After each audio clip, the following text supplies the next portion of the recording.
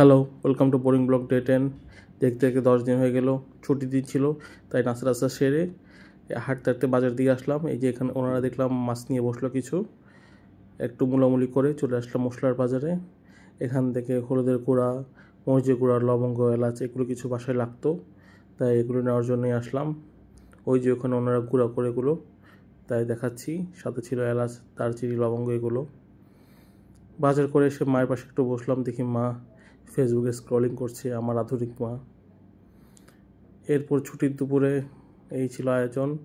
আমি বোম্বাই মরিচ খাই না, তবু সাজানোর জন্য দিয়েছি, হে। সন্ধ্যায় বউকে নিয়ে বেরিয়েছি, কারণ উনি এটা সেটা কিনবে, তাই তাকে আরএফএলে নিয়ে আসলাম। এই যে আমার ওয়াইফের এটা সেটা কেনা শেষ।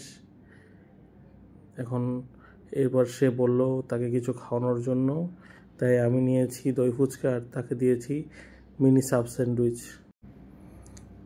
এই যে রাত 8টা বাজে, এখন আমার বাসার 2 জন মেম্বার পড়াশোনা করছে। একজন পড়ছে স্কুলে ঢোকার জন্য, আরেকজন পড়াশোনা করছে সরকারি চাকরিতে ঢোকার জন্য।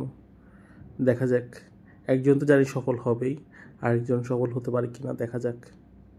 রাত 9:30 বাজে নিজের ডিনার নিয়ে বসে গেলাম। পাশে আমার ছেলেকেও খাওয়া দিচ্ছি। দে বাবা, হাসি দেখ।